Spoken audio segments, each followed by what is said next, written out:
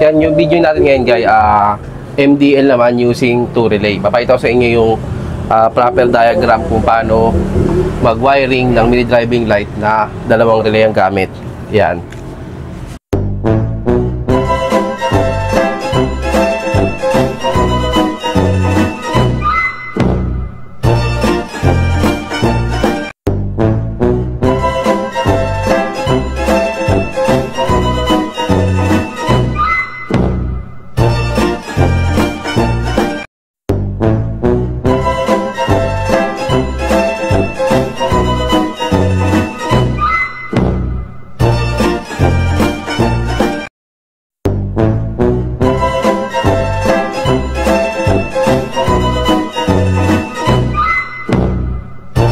Yan guys, syempre magsisimula pa rin siya doon sa accessory wire. Yung accessory wire, depende yan sa, yun nga, sa brand ng motor. Kung Yamaha, Honda, Suzuki, ano ba, Kawasaki, or Rossi. Yan, kasi yung mga brand na yan, may kanya-kanyang kulay na accessory yan. Ngayon, ang simula niyan, yung accessory wire niyan, ilalagay nyo sa common ng tri-switch. Tri-switch to.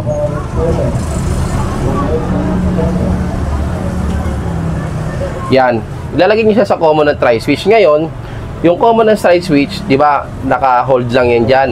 Once na nag-high ka, magkakasupply sa high. So ngayon, yung high mo, papupunta mo dun sa isang relay. Ito yung isang relay. Yan. Ito yung 2, ito yung 1. Yung 1 relay, ito yung number 2. So ngayon, ito yung high na relay mo. Nilagay ko siya na H high, ito yung low na relay mo. Yung high mo, papunta sa 85. Gagawin mo siyang positive trigger. 86 mo, i-ground mo lang din. Kasi ngayon, syempre, yung 30 niyan, galing yan sa battery. 87, ayun yung output. Yan. Ngayon, pag nag-high ka, syempre, iti-trigger niya yung relay na ito, magkakasupply siya, ngayon, iilaw na yung high. Syempre, 3 wires yung MDL natin.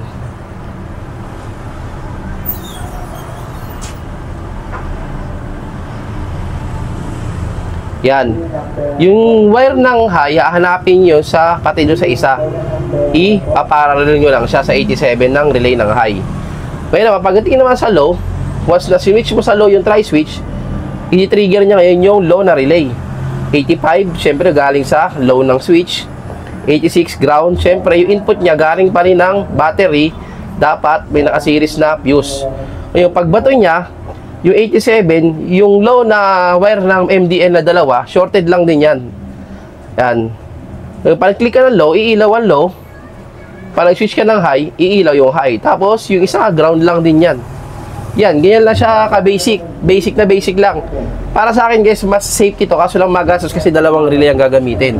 Pero mas safe to kasi kahit nakabukas ka ng motor, di mo gagamitin yung driving light sa umaga, yung accessory wire as is pa rin, nakatenga pa rin. Hindi katulad ng 1 relay, babad na yung relay mo.